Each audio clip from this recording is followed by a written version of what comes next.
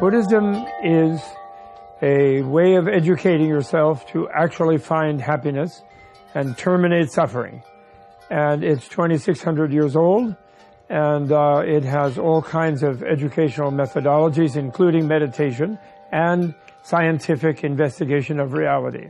It's based on the discovery of Buddha that reality enables human beings to become truly free of suffering.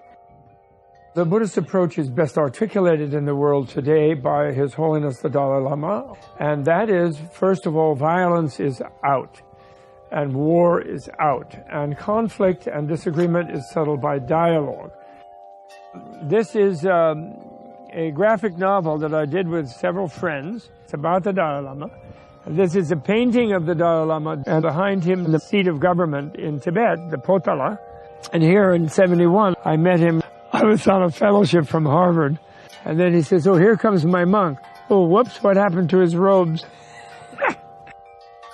World leaders who have used nonviolence have been extraordinarily successful, although the way we're taught history, because of the high level of militarization of our society, we kind of ignore those examples.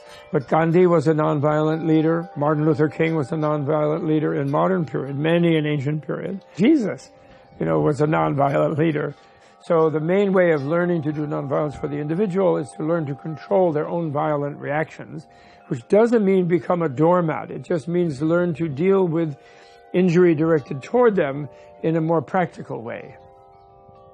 We learn to develop patience by restraining our reactivity in anger. So if we learn to do that internally, then we can learn not to respond to violence. This is the kind of training, for example, in America today, that the police need to be trained in. How to respond, not when someone says, "Hey, pig," or something, not to then hammer them with a stick and break their head or kill them even.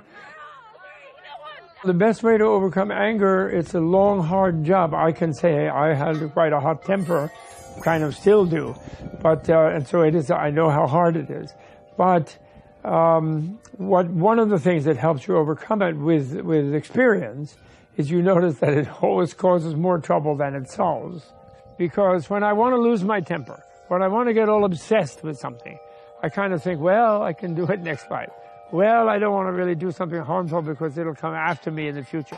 There'll be no escaping of the consequences of that doing.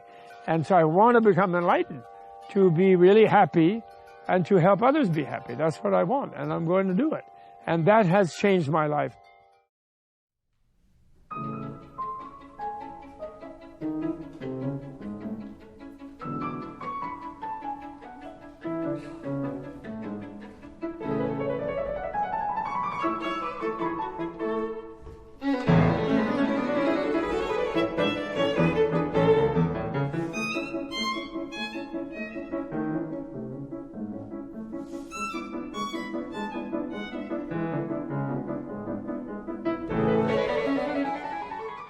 The actions we should take is free speech. Use speech freely. And that's the great thing about our democracy. There is freedom of assembly. There is freedom of speech. A policeman is supposed to be the servant of the people. The word for policeman in Sanskrit is Raja Purusha, meaning the king's man. And a king is supposed to be serving the subjects, not dominating them. This is, there are different styles of kingship, and good theories of kingship, like ancient Chinese one about the emperor, ancient Indian one.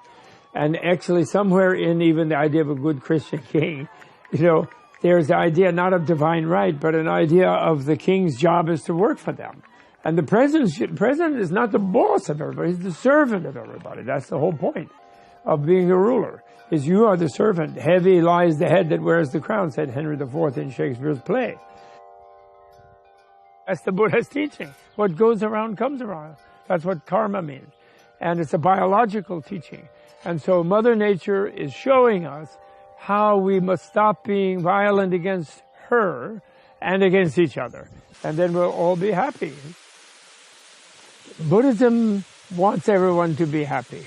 If you are violent and harm others, or yourself, or nature, you will not be happy. Therefore, be nonviolent. At this moment, when we are rising up in the United States of America about the violence committed against the black people, it's very important that those who are rising up in protest remember that violence is what they are against.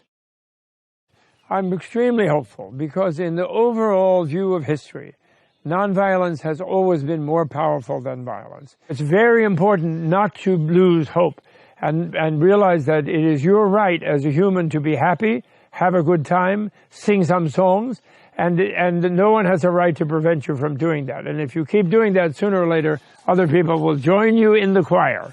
And that happiness is infectious, and that's the way to win. Joyful protest, joyful resistance, that's what it is.